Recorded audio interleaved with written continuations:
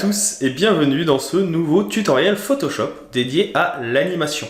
Aujourd'hui, on va voir comment à partir d'un élément PSD, d'une carte de visite ou d'une business card, eh bien, on va pouvoir venir animer les éléments, faire apparaître des blocs, faire apparaître des textes ou des objets.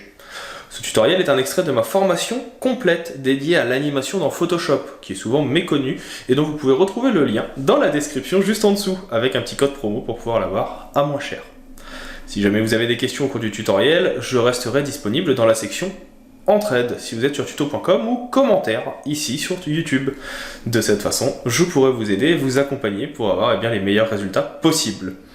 N'hésitez pas non plus à partager, commenter, liker et vous abonner, c'est ce qui permet à la chaîne de se développer. Et si elle se développe, forcément plus de monde verra et donc me donnera plus de moyens, forcément, pour pouvoir vous aider. Et aussi parfois des idées de thématiques, parce qu'on va pas se mentir, j'ai bien beau avoir quelques idées, je finirai par arriver à bout. Dans tous les cas, je vous en souhaite un bon visionnage, et je vous dis à tout de suite. Passons donc à notre dernier exercice. Alors je vais pas vous mentir, ici c'est pas moi qui ai réalisé le fichier, je l'ai téléchargé sur FreePix. L'idée c'est de vous montrer comment on peut venir animer des éléments dans une composition assez facilement. Je vais venir, non pas tout animer, mais juste quelques-uns, et vous montrer comment ça peut être très rapidement mis en place pour avoir quelque chose d'un peu sympa. Le fichier FreePix ici a plusieurs dossiers. Vous avez le logo, donc qui est dans un dossier qui est ici, que vous pouvez activer ou désactiver si besoin. Vous avez les différents textes, donc là, le titre, le body et le bouton. Donc forcément c'est ici, ici et le bouton. Les designs qui vont avec. Donc là, le rectangle, c'est la petite ligne, et le bouton, c'est ce qui est en dessous. On verra après qu'on va peut-être devoir en déplacer certains pour l'animation. Vous allez avoir les images, donc là c'est votre image qui est visible, et dans Design en dessous on a les différents traits. Ça je vais vous montrer donc comment venir les animer. Vous verrez que c'est assez simple et assez rapide, et ça peut donner des résultats assez sympathiques. On va juste utiliser des positions et des images clés. Les réseaux sociaux, qu'on va venir déplacer également, et le fond. Le fond on n'y touchera pas. Ce qu'on va faire en termes d'animation, c'est qu'on va demander aux barres de venir s'agrandir petit à petit pour revenir à leur place, où elles sont actuellement. Tandis que, en ce qui concerne les logos, on va leur faire un petit effet de pop, c'est-à-dire qu'ils vont venir être tout petits, s'agrandir et reprendre leur taille normale. Et après, on verra également comment faire apparaître la partie textuelle, mais on va déjà faire les autres éléments. On va venir ici donc ouvrir notre partie image, et dans image, on a donc design avec nos différents rectangles. Je vais ici agrandir le tout. On est sur 5 secondes d'animation, c'est plutôt pas mal. On va pas comme ça y passer des heures. Et on va venir donc définir nos différentes shapes. Donc là, vous connaissez maintenant les positions. Là, c'est la seule chose que je vais modifier de toute façon, c'est les positions. Donc j'ai pas besoin de convertir en objet dynamique. Alors il faut que je fasse attention parce que ici, ça dézoome quand je ne vais pas au bon endroit. Donc là, vous voyez, j'ai ouvert mes différentes shapes. Si je clique sur celle-ci, c'est donc la première. Je vais prendre mon outil de déplacement pour qu'elle apparaisse, vous voyez qu'elle est là. Je vais mettre une position sur chacune d'entre elles. Alors là, on nous dit que ça ne peut n'avoir aucun effet parce que ça doit être sur le masque. Donc on va vérifier. On va aller un petit peu plus loin. Et si je déplace, voilà, l'idée c'est de voir est-ce que l'animation s'est faite. Donc là, on voit que ça ne s'est pas fait. Tout simplement parce que j'ai cliqué au mauvais endroit. Et pourtant je le sais. C'est pas cette position qu'il faut déplacer vu qu'on est sur des éléments vectoriels. Mais la partie ici, alors je vais rouvrir forcément, hop, ça m'apprendra à aller un peu trop vite, c'est la partie position du masque. Donc ce que je vais faire, c'est que je vais venir sélectionner ici tous les éléments. On va tout de suite mettre une position de masque pour chacun d'entre eux, tout simplement parce qu'on va tous les déplacer, vous vous en doutez. Donc position de masque et sur le dernier aussi. Donc ça c'est assez simple. Vous voyez que j'ai mis la position finale au début. Pas d'inquiétude, vous comprendrez pourquoi après. L'idée maintenant, c'est de venir, par exemple, un petit peu plus loin et les déplacer. Donc là, moi, je reste appuyé sur la touche Shift, ça permet de faire un déplacement à 45 degrés. Donc là, le déplacement, vous voyez que c'est celui-ci. Mais, au lieu de venir apparaître, il va disparaître si je fais ça. Du coup, moi, ce que je vais faire, c'est que je vais sélectionner mes deux images, faire, non pas un clic droit, mais venir ici, et dans Image clé, vous avez normalement un endroit où c'est inverser les images clés. On l'avait déjà vu un petit peu plus tôt. Alors apparemment, je ne le retrouve pas, donc on va le faire manuellement, c'est pas grave. Je vais juste venir prendre donc le deuxième point, le premier, etc. Et on va venir les inverser. Et de cette façon, j'ai maintenant mon animation qui se met en place. Alors c'est peut-être un peu long, mais qui va faire apparaître ici mes éléments. Donc on va venir déjà, dans un premier temps, les mettre à chacun sur 2 secondes. On verra après comment on les modifie.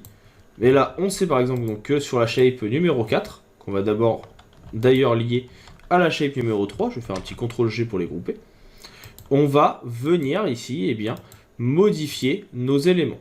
Donc dans le groupe, hein, vous avez bien les différentes shapes, je vais les sélectionner, et toutes les deux, on va les déplacer en appuyant sur la touche Shift. De cette façon, vous voyez que ça va ajouter une image clé à chaque fois. Comme tout à l'heure, on va sélectionner les deux, on va venir inverser. C'est pas grave si c'est un petit peu décalé, hein. L'idée de toute façon, c'est que on fasse apparaître les choses les unes après les autres. Donc là, vous voyez, si je commence maintenant à lancer mon animation, on voit que les éléments vont apparaître. La petite chose qu'on va changer concernant nos deux shapes ici, c'est que au début, voilà, qui est donc ici le début, je vais les sélectionner, toutes les deux, et on va les mettre encore plus loin. Il faut qu'elles soient à l'extérieur de la composition. De cette façon, quand on va venir avancer, tout va venir apparaître. Donc ça peut être un petit peu long, hein, forcément vous, vous doutez bien, plus il y a d'éléments, plus ça sera long. Mais si je lance l'enregistrement, donc là vous voyez bien que ça se met en place. Là le chargement est un peu rapide, donc du coup on va décaler les 2 frames de fin. On les sélectionne, on décale pour aller un peu plus loin, que ça soit un peu plus long. Et on vient faire la même chose pour les 2 frames restantes. Donc ça, vous connaissez le principe. On vient sélectionner celle-ci. Je mets un déplacement. Voilà, un petit peu plus haut. On inverse. Donc celui-ci, je vais le mettre là. Celui-ci, je vais le mettre de l'autre côté. N'hésitez pas à les faire un peu en décalé, qu'il y a un petit effet de quinconce, que tout n'arrive pas en même temps. Et on fait la même chose pour la dernière frame. Donc celle-ci, pareil, je la remonte. Ici, on inverse. Donc au début, on veut que ça soit très loin. Après, on veut que ça revienne. Et donc là, très rapidement, si on regarde, on peut lancer notre animation avec la touche barre d'espace. On va donc avoir nos différents éléments qui vont apparaître petit à petit pour venir se mettre en place.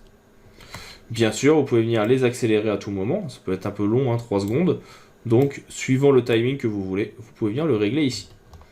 Une fois que ça c'est fait, on peut refermer la partie image et faire un petit enregistrement. Forcément, on a toujours possibilité d'avoir des bugs, donc n'oubliez pas de venir faire fichier enregistrer sous et d'enregistrer votre document. Donc là, moi je vais l'enregistrer, je vais l'appeler business. Dans le même dossier, vous avez les fichiers zip qui vous proposent d'autres possibilités, d'autres outils. Je les ai mis exprès. Concernant les réseaux sociaux, donc là pareil, vous avez les icônes. On ne change pas forcément la couleur, hein. On n'a pas forcément besoin. Ce qui va nous intéresser ici, donc c'est ces 3 éléments, 4, et ça va être de les faire avoir à 0, puis de les faire grandir, puis de les faire revenir ensuite à une autre taille. Alors là, on va faire un premier test parce que j'ai un doute sur la position du masque. Je crois que si je viens ici réduire, voilà, ça ne rentre rien, c'est bien ce que j'avais en tête. Donc il faut que chacun de nos éléments ici, vous connaissez le principe maintenant, on vienne les convertir en objet dynamique, hein, donc clic droit, convertir en objet dynamique, etc. etc. Il ne faut pas tous les convertir en même temps, il ne faut pas que ça soit un même fichier dynamique avec les 3, tout simplement parce qu'on veut les déplacer et les modifier les uns après les autres. Là, je vais venir zoomer un petit peu, pour que ce soit un peu plus simple. Le dernier Facebook, on le pixelise, on le convertit aussi. Et donc là, le principe sera le même pour chacun. On va venir faire un point sur transformation. On va venir ici jouer avec propriété. Donc j'en profite pour l'ajouter. On va lui mettre une taille en propriété. Donc là qui sera à 0. Donc on va venir ici avancer un petit peu. Donc là on le met à 0. Donc là je réduis vraiment. Je l'ai mis à 7 par exemple. J'avance, on va dire de quelques frames. Je viens l'agrandir. Je reste toujours appuyé sur Shift et sur Alt. Donc là, je l'empêche, ou plutôt je le fais remettre à sa taille d'origine, ou un peu plus grand. Là, je l'ai mis à 95, et pour le remettre à la taille d'origine, c'est 75. Donc, je réavance un petit peu, je resélectionne bien mon fichier, je viens avancer un petit peu, et là, on va venir le réduire pour qu'il soit à 75, comme il doit l'être. Donc, normalement, on a dit que c'était 75 et 76, si je me souviens bien. Voilà. Et donc de ce fait, ça va donner un petit effet. On part de rien, on va le voir grandir et reprendre sa position. Donc ça, c'est un petit style qui est assez intéressant, qui est souvent utilisé en motion design. Je vais copier les images clés et on va venir les coller tout simplement sur les calques juste en dessous. Donc normalement, je dois pouvoir venir faire clic droit, copier, et ici, je vais venir normalement coller les images clés. Donc là, il n'a pas voulu. Donc c'est pas grave, on viendra refaire la même animation petit à petit. Donc là, il va falloir se répéter malheureusement. Mais vous allez pouvoir donc venir faire exactement la même chose. Donc pour aller plus vite, je vais déjà me mettre à chaque fois au même endroit. Je sais qu'il y aura une image clé à chaque fois à ces endroits. Donc là et là. Je vais vous avouer que pour ici, je ne vais pas faire les 4 parce que forcément ça va être un peu long. Mais vous avez le principe. Donc première image clé, on réduit au minimum. Deuxième image clé, on avance. Ici, on vient rendre visible. Et donc, pour rendre visible sur celle-ci, on va d'abord l'agrandir un petit peu. Même si c'est pas exactement la même taille à côté, c'est pas grave.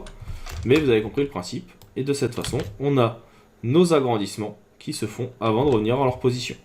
Et on fait la même chose pour Twitter et YouTube. Et pendant qu'on fait ça, donc c'est ça qui est aussi intéressant, c'est qu'on a ces animations qui se lancent, mais également celle-ci.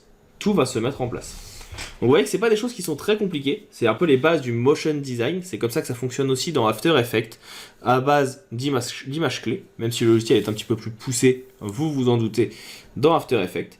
Vous avez ici le principe pour créer vos compositions. Je ne vais pas faire toute la composition parce que sinon la vidéo va durer une demi-heure. Je ne suis pas forcément sûr que vous ayez envie que pendant une demi-heure je vienne faire chacun des éléments. Si c'est le cas, faites-le moi savoir. Je viendrai rajouter des vidéos qui présentent le reste des animations. Pour ma part, on va maintenant pouvoir passer à la suite. Donc si vous êtes sur la version complète, la formation complète, on va pouvoir passer au prochain chapitre. Si vous êtes sur la formation dédiée à l'animation, on en a donc maintenant terminé avec ce tutoriel et on peut passer à la conclusion. On voit ça tout de suite en tout cas dans les prochaines vidéos et je vous souhaite un bon visionnage des autres cours.